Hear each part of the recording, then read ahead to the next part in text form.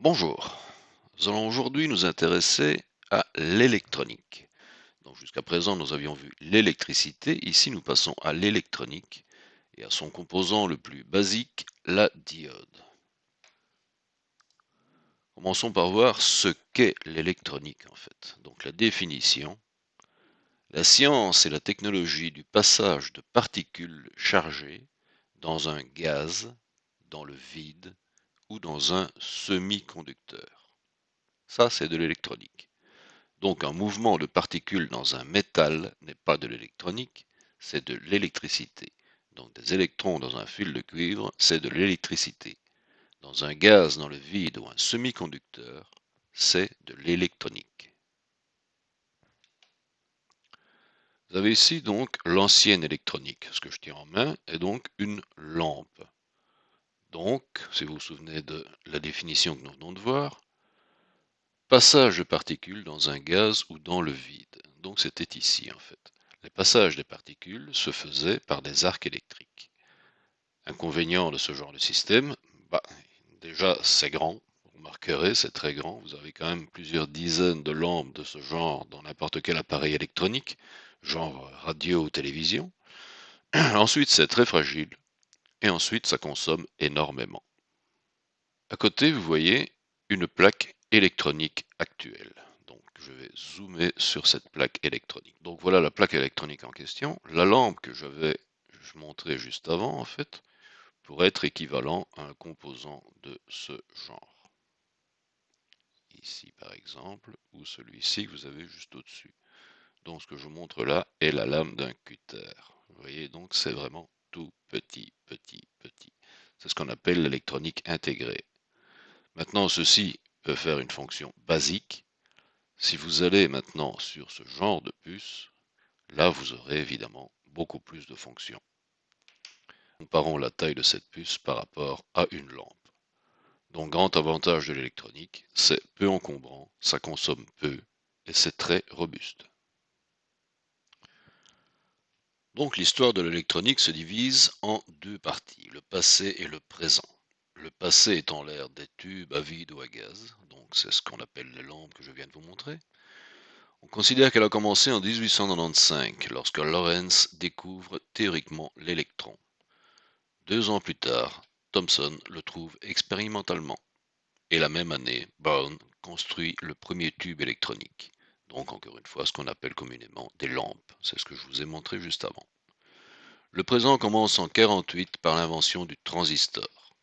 Donc le transistor, c'est le composant électronique plus évolué. C'est la base pratiquement de tous les composants électroniques. Donc c'est un peu plus évolué qu'une diode. Nous le verrons par la suite. Définition du semi-conducteur.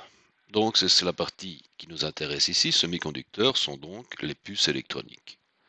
Semi-conducteur est un corps non métallique qui conduit imparfaitement l'électricité et dont la résistivité décroît lorsque la température augmente.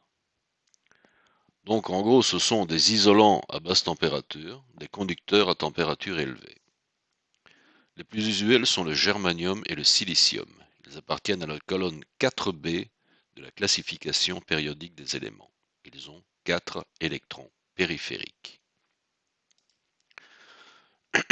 Maintenant, avoir un composant qu'il faut chauffer pour le faire fonctionner n'est pas extrêmement pratique, on est d'accord. Nous allons donc procéder par dopage.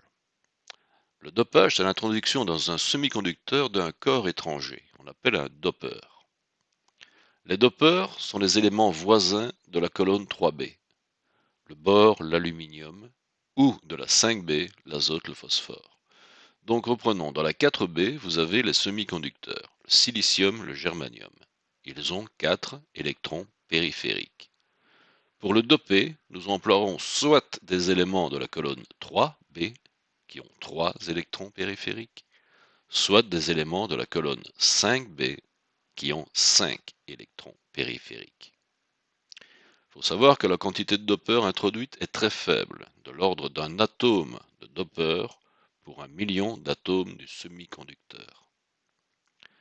Après le dopage, la conductibilité est due à la présence du dopeur. C'est ce qu'on appelle une conductibilité extrinsèque. Deux types de Doppler, donc, comme je vous le disais, le type N et le type P. Type N. On va donc doper avec des éléments appartenant à la colonne 5B, possédant 5 électrons périphériques. Bien savoir que cet élément que l'on va rajouter, comme ici nous rajoutons de l'arsenic, il a 5 atomes périphériques, mais qui sont parfaitement compensés par son noyau, donc il est électriquement neutre. Donc on vient rajouter un élément électriquement neutre dans un ensemble qui lui-même est électriquement neutre. L'atome du Doppler va s'intégrer dans le cristal du semi-conducteur, mais pour assurer la liaison entre atomes voisins, seuls 4 électrons sont nécessaires. Donc, le cinquième est en excès. Il n'y a pas de place pour lui. Vous voyez que cet électron est donc un électron libre. Cet électron est en excès du point de vue place, mais pas en tant que charge. Le cristal reste électriquement neutre.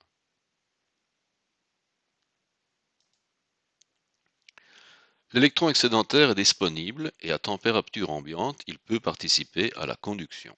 C'est un électron libre. En quittant son atome, l'électron excédentaire y laisse une charge positive qui est liée au noyau. Un ion positif. Mais il n'y a pas de place libre, il n'y a pas de trou ni de lacune. C'est juste son noyau qui devient positif, logique. Deuxième type de dopage, le type P. Le dopeur appartient à la colonne 3B. Autrement dit, il n'a que 3 électrons périphériques. Il est aussi électriquement neutre. Donc vous voyez ici, si j'introduis du bore, il manque un électron. L'atome dopeur s'intègre dans le cristal du semi-conducteur. 4 électrons sont nécessaires pour assurer la liaison entre atomes. Lui n'en a que 3. Une place d'électron est donc inoccupée. C'est ce qu'on appelle un trou ou une lacune. Donc il y a un trou disponible au voisinage de l'atome dopeur. Le trou ou la lacune peut être assimilé à une charge positive. Donc un manque d'électrons, qui lui est une vraie particule, peut être assimilé à une charge positive virtuelle, dirons-nous. Donc, comme dans le type N, le trou est inoccupé, mais sans charge. Le cristal reste neutre, toujours. Le trou apporté par le dopeur est disponible et susceptible de recevoir un électron. Lorsque le trou du dopeur est occupé par un électron, nous aurons un électron excédentaire par rapport au noyau, donc un ion négatif.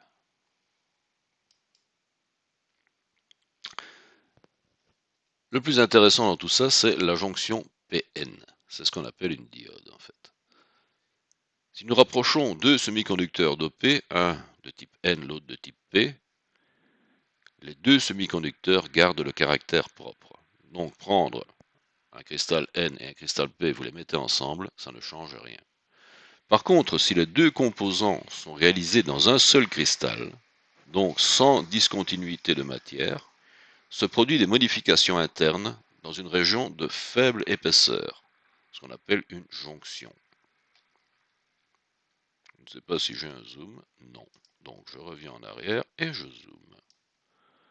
Qu'est-ce que nous avons ici? Nous avons donc, dans cette partie, nous représenter des ions positifs et un électron libre. C'est juste une manière de représenter en fait. Ceci est juste un dopage N, un dopage négatif, où vous avez un électron libre. On peut le représenter comme un ion positif, qui lui est fixe dans la matière, et un électron libre. De l'autre côté, on peut représenter le dopage P par un ion négatif et une lacune libre. Donc, ceux-ci sont des ions, ceux-ci sont les porteurs majoritaires. Ici, vous avez la jonction entre N et P.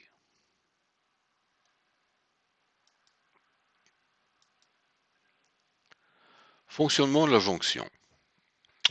Donc, du côté N, vous avez un grand nombre d'électrons libres. Et du côté P, vous avez un grand nombre de lacunes vides. Les électrons libres de N, ici donc, vont diffuser vers P. Les lacunes libres de P vont diffuser vers N. Ils vont donc se recombiner. C'est ce que vous avez ici dans la zone de transition. J'ai toujours pas de zoom, c'est bête.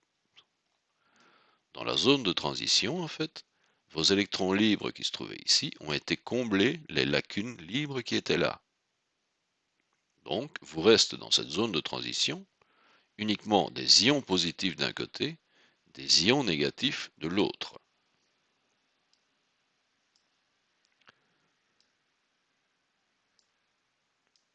Ceux-ci ne peuvent pas se recombiner, les ions positifs et les ions négatifs, puisque ce sont des ions et les ions sont fixes dans la matière. Cette double charge d'espace fait apparaître un champ électrique interne. Vous avez donc d'un côté, oui, ce schéma est inversé par rapport au précédent, d'un côté des ions négatifs, de l'autre des ions positifs. Donc vous aurez un champ électrique interne, moins vers plus, sur la jonction. Ça veut dire que, dans un premier temps, dans la jonction qui est ici, les électrons libres ont été comblés les lacunes libres, certes. Ça provoque des ions négatifs d'un côté et des ions positifs de l'autre, qui vous font un champ électrique interne moins plus. Ça veut dire que ces électrons qui sont ici ne peuvent pas aller combler les lacunes qui se trouvent de l'autre côté de la jonction, simplement parce que ces électrons, qui sont des charges négatives, sont repoussés par ce champ interne négatif. Et donc le système va se stabiliser comme ceci. Une charge électrique interne, ici les électrons restent de leur côté, là les lacunes restent de leur côté. Donc nous avons une barrière de potentiel qui refoule les lacunes vers P et les électrons vers N.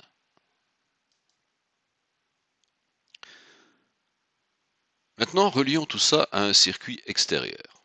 Nous allons relier ça à un générateur de courant continu. Vous avez deux sens, sens passant, sens non passant. Commençons par le sens passant. Vous avez donc votre diode ici, vos électrons, vos ions négatifs qui se trouvent ici, vos ions positifs qui se trouvent là, ici un dopage N, ici un dopage P, la jonction entre les deux.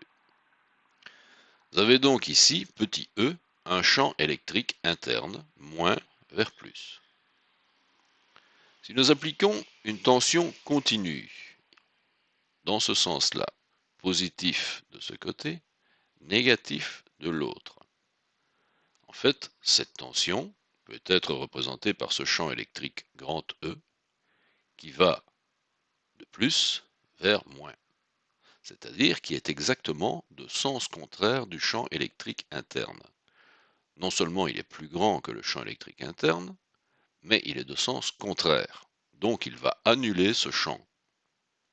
Donc, la tension U crée un champ électrique E majuscule, du plus vers le moins, s'oppose au champ électrique interne petit e. Comme il est plus grand que petit e, la barrière potentielle est surmontée et les électrons peuvent diffuser vers les lacunes. Autrement dit, les électrons libres qui se trouvent ici vont diffuser vers les lacunes et fermer le circuit. Oups. Donc, si les électrons passent dans ce sens-là, ça veut dire que l'intensité, l'ampérage, le courant passe dans l'autre sens. Vous avez donc bien un circuit fermé, votre diode devient passante. Donc la jonction est polarisée dans le sens passant. Le courant traverse la jonction. Si l'on prend le sens non passant, en fait on peut retourner de l'autre côté. Imaginez simplement que cette alimentation est branchée dans l'autre sens, moins par ici, plus par là. Ça veut dire que votre grand E sera dans le même sens que le petit e et va donc le renforcer. S'il le renforce, il bloquera les électrons de ce côté, les lacunes de l'autre, et il n'y aura pas passage d'électrons, donc pas de passage de courant. Donc une diode laisse passer le courant dans un sens et le bloque dans l'autre sens. Donc si on vient inverser l'alimentation, E vient renforcer le champ interne et aucun courant ne passe. La jonction est polarisée dans le sens bloqué.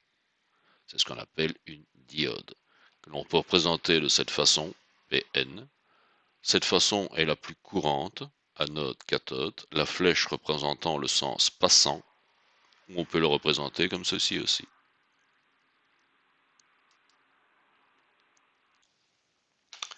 La caractéristique d'une diode. Caractéristique courant-tension.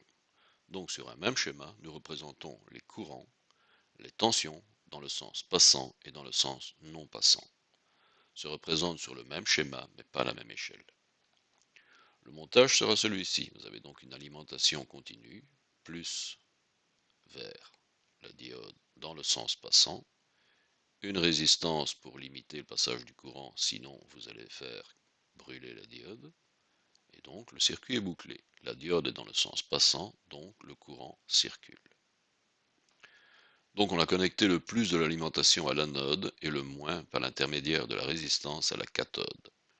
Ce branchement provoquera la circulation du courant. La diode est polarisée en sens passant. Si nous avions inversé, la diode serait bloquée. Venons-en au schéma. Donc nous allons faire varier la tension du générateur de courant continu de 0 à un maximum, qu'on appelle VCC, nouveau terme indiquant la tension maximum d'alimentation continue. Vous le retrouverez assez souvent. En relevant à chaque fois le courant qui circule dans le circuit et la tension aux bornes de la diode, nous allons faire un schéma.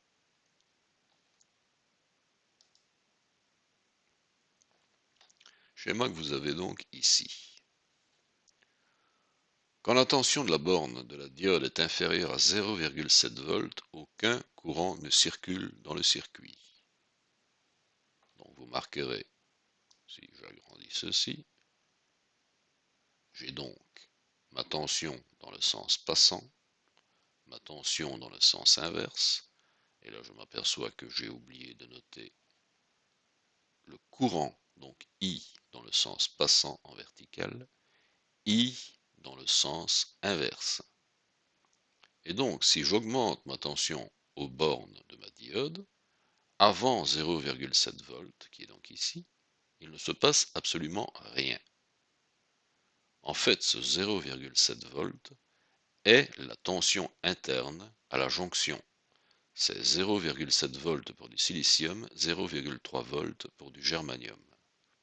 Donc c'est en fait cette tension interne qu'il faut vaincre par une tension externe. Donc, tant qu'on n'arrive pas à 0,7, vous n'avez absolument aucun courant. Lorsque vous dépassez 0,7 V, votre courant augmente de façon verticale. C'est comme si vous fermiez un interrupteur. Quand la tension aux bornes de la diode est inférieure à 0,7 V, aucun courant ne circule dans le circuit. Donc vous vous trouvez ici. À 0,7 V, le courant apparaît brutalement. Si nous augmentons la valeur de la tension aux bornes de la diode reste sensiblement constante et égale à 0,7 V. On appelle cette tension la tension de seuil. Cette tension de seuil est à 0,7 V pour le silicium et 0,3 V pour le germanium. Si nous passons maintenant dans la région inverse, donc ici, donc vous avez la tension sens inverse et le courant sens inverse. Diode polarisée en inverse, une diode parfaite ne laisse passer aucun courant. Le fait est qu'une diode n'est pas parfaite et nous avons ce qu'on appelle un courant de fuite de quelques microampères. En général, on peut le négliger, c'est ce que vous avez ici, un courant de fuite de quelques microampères. Brutalement, la diode peut toujours polariser en inverse se met à le conduire et le courant circule, c'est ce que vous avez ici. Le courant va passer en inverse, c'est ce qu'on appelle la tension de claquage. Sur une diode non prévue pour ça, c'est destructif. Par contre, certaines diodes qu'on appelle les diodes Zener exploitent ce système, c'est-à-dire qu'à partir d'une certaine tension inverse, votre diode conduit. Si vous diminuez la tension, elle ne conduit plus. Si vous réaugmentez, elle reconduira.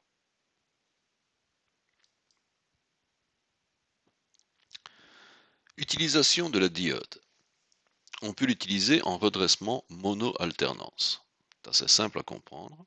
Si vous avez une tension alternative à l'entrée du circuit, une diode, une résistance de charge qui est donc l'utilisation de votre courant, et on boucle le circuit.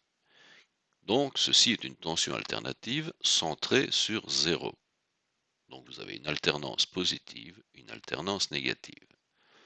C'est simple de comprendre que l'alternance positive traversera la diode et la résistance. Par contre, l'alternance négative sera coupée et ne passera pas. Donc ce type de système vous fait passer uniquement l'alternance positive, un léger courant de fuite en inverse, et l'alternance positive suivante. Sur le schéma qui est ici, je l'ai fait de façon schématique, c'est-à-dire que vous avez donc, c'est le même, c'est une caractéristique, tension dans le sens passant, F forward, tension dans le sens inverse, R reverse, courant dans le sens passant, I forward, courant dans le sens inverse, I reverse. Imaginez que vous fassiez tourner ce schéma d'un quart de tour dans le sens anti-horlogique.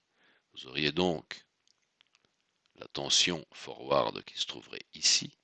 Et donc, on peut alors dessiner, je dirais, sur le schéma, cette tension alternance positive, alternance négative. Si je le reporte sur la caractéristique de la diode que nous avons vue précédemment, eh bien, vous pouvez récupérer chaque point de votre schéma. Encore une fois, intuitivement, c'est très simple à comprendre. L'alternance positive passe et se retrouve en sortie. L'alternance négative est coupée et vous récupérez juste un courant de fuite. Plus intéressant, le redressement double alternance, ce qu'on appelle un pont de diodes. Donc vous avez 4 diodes. L'entrée est la même, c'est donc un alternatif centré sur le 0, une alternance positive, une alternance négative. En sortie, la résistance de charge. Donc je rappelle, la résistance de charge est l'utilisation que vous ferez de votre courant. Voyons d'abord comment ça marche. Alternance positive. Vous avez donc l'alternance positive qui arrive ici, qui se retrouve bloquée par une diode en inverse, mais qui peut passer à travers une diode dans le sens passant. Elle est de nouveau bloquée par une diode en inverse et donc ne peut se retrouver qu'à la borne positive de la résistance de charge. Donc, votre alternance positive se retrouve directement ici. Vous avez donc volt alternance positive. L'alternance négative se retrouve bloquée par cette diode, peut passer à travers cette diode qui est en inverse, donc c'est une alternance négative dans une diode branchée en inverse, donc elle passe, se retrouve bloquée par cette diode dans le sens passant, et se retrouve donc à la borne négative de la résistance de charge. Vous retrouvez donc une alternance négative à la borne négative, ce qui est équivalent à une alternance positive à la borne positive.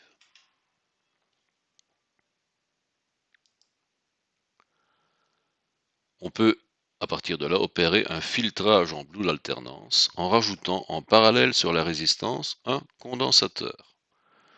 Condensateur, si on veut faire simple, vraiment très simple, on pourrait assimiler ça à une batterie qui se charge et qui se décharge très rapidement. Quand je dis très rapidement, si ceci est un 50 Hz, ça veut dire qu'elle se charge et se décharge 50 fois à la seconde. Et donc, si nous gardons notre pont, vous aurez donc un redressement double alternance, et le pointillé correspond à ce qui sort de votre condensateur. Donc, pendant une période de charge, votre condensateur va se charger. Lorsque la tension qui lui est appliquée est inférieure à sa tension propre, c'est lui qui se décharge dans le circuit. Ensuite, il se recharge, se décharge, et ainsi de suite. En alignant plusieurs condensateurs fonctionnant à fréquences différentes, vous pouvez obtenir pratiquement une tension continue. C'est en fait la base de toutes les alimentations de votre téléphone, de vos ordinateurs ou autres, qui consiste à transformer de l'alternatif en continu. Donc si je lis ce qui est écrit, le composant fondamental de filtrage et le condensateur, il joue le rôle de réservoir de tension. Il se charge lorsque la tension qui lui est appliquée est supérieure à sa tension. Il se décharge dans le cas contraire. Comme on le voit dans le schéma, en pointillé, le condensateur C se charge durant la phase montante, se décharge durant la descente. En plaçant plusieurs condensateurs différents en parallèle, on peut obtenir une tension continue.